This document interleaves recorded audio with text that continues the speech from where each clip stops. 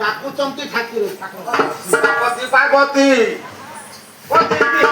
ଦିନ ଜାନେ ପାରେ ଆରତୀ ପାର୍ବତୀ ପାର୍ବତୀ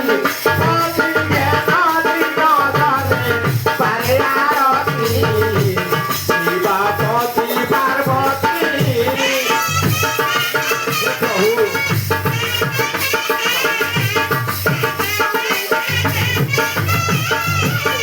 মস্ত করে চাঁদ করে হার বার মস্ত করে চাঁদ করে হার বার সখী জন মানে শান্তি শিবাপতি পার্বতী পতি কেতনী জননে পারে আরতি শিবাপতি পার্বতী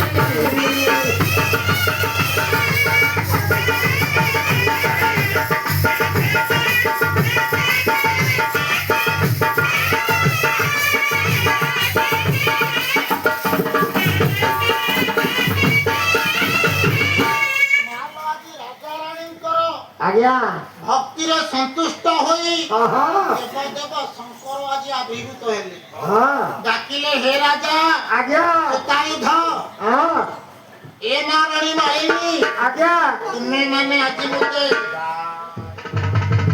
ଓମ୍ ନମଃ ଶିବାୟ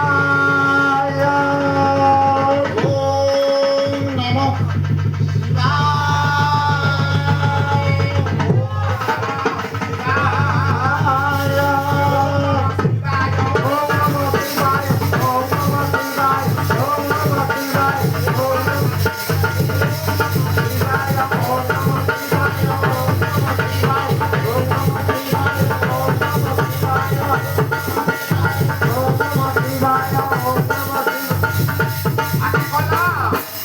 খোলো রাজন রাজা সুতায়ুধ আজ্ঞা আয়ুষ্মান ভব আয়ুষ্মান ভব অবিলম্বে কাହିଁକି ମନ ପକେଇଲେ ରାଜା ସୁତାୟୁଧ ରାଣୀ ମାଳିନୀ କଣ ଦରକାର କି ବର ଦରକାର ଆପଣ ବା କଣ ନ ଜାଣିଛନ୍ତି ଆରେ ତୁମ ଭକ୍ତିରେ ମୁଁ ସନ୍ତୁଷ୍ଟ ଯାହା ମାଗିବ ତାହା ମୋ ଅକୁଣ୍ଠ ଚିତ୍ତରେ ପ୍ରଦାନ କରିବି ଏ କୁଳ ରକ୍ଷା ନିମନ୍ତେ ଆପଣଙ୍କୁ ଆମେ ଗୁହାରି କରୁଛୁ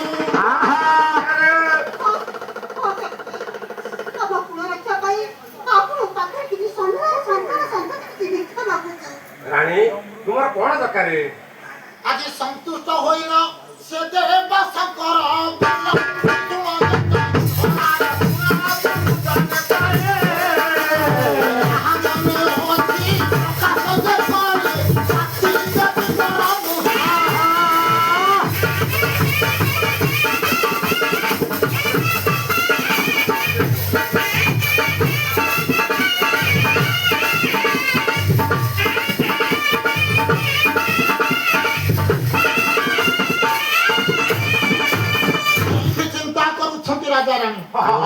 ଆମର ପୁଅଟିଏ ହେଲେ ଭଲ ହେବ ନା ଝିଅଟିଏ ହେଲେ ଭଲ ହେବ ଏଇ ଦୁଇଟି କଥାକୁ ଚିନ୍ତା କରିବା ସମୟରେ ଠାକୁର ପଚାରିଲେ ହେ ରାଜା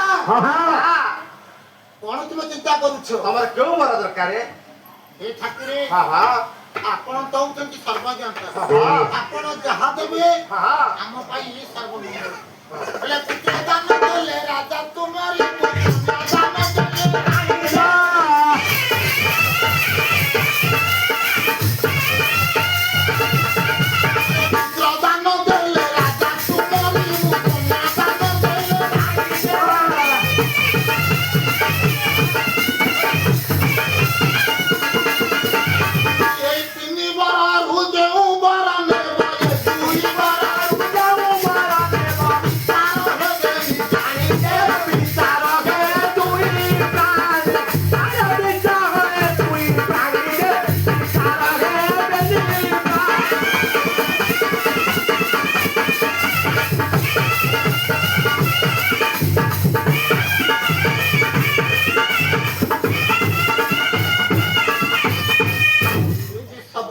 ସୁତାଇଦ କହିଲେ ଠାକୁରେ ମୋର ପୁଅଟିଏ ଦରକାର। ପୁଅ ନାଇଁ ସ୍ୱାମୀ ମୋର ଝିଅଟିଏ ଦରକାର।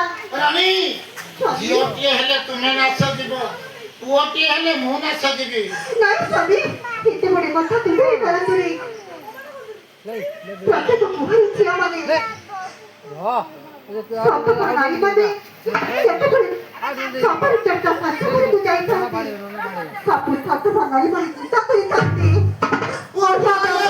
ପାଣି ସେ ପୁରା ନନ୍ଦାନ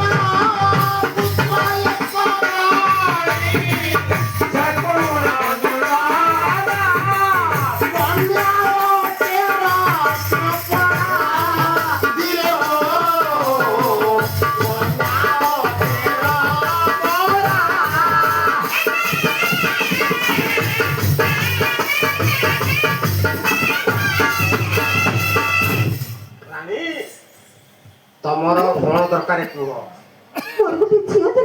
ଗୋଟିଏ ବର ଦେବି, ଝିଅ ଦେଲେ ଗୋଟିଏ ଦେବି, ପୁଅ କହିଲେ ବର ଗୋଟିଏ ବର ଦେବି। ତମ ଭାଗ୍ୟର ସନ୍ତାନ ସନ୍ତତି ନାହିଁ। ଆଶୁତୋଷ ମୁଁ ହଉଛି ଶଙ୍କର ଭଗବାନ, ତମ ଭକ୍ତିରେ ମୁଁ ସନ୍ତୁଷ୍ଟ।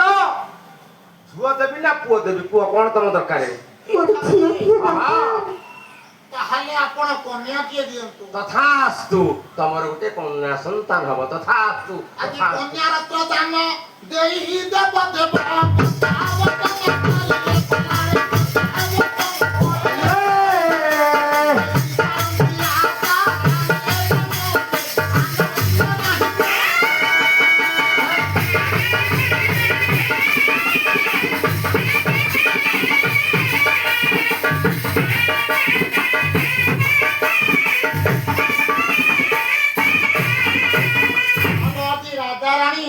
ଫେରି ଯାଇଛନ୍ତି ଦେବଦେବ ଶଙ୍କରଙ୍କ ପାଖରୁ।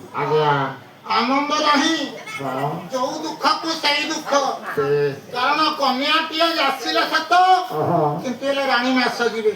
ଏ କଥାକୁ ମନ ମଧ୍ୟରେ ସ୍ଥିର କରି ଆଜି ଶବର ରାଜା ସୁତାଇଦ ଡାକିଲେ ରାଣୀ। ମୁଁ ତ ଚିନ୍ତା କରୁଥିଲି ପୁଅଟିଏ ପାଇଁ, ହେଲେ ତୁମେ ଜିଦ୍ କଲ କନ୍ୟାଟିଏ ପାଇଁ। ହେଲେ ତୁମକୁ ଛାଡି ମୁଁ କେମିତି ଜୀବନ ଧରି ରହିବି?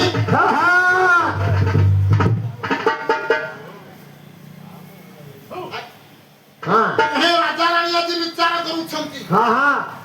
ଯାହା ହଉ ଆମର କୂଳ ରକ୍ଷା ଆଜି ନୃପତିଙ୍କ ସାଥେ ରତି କରି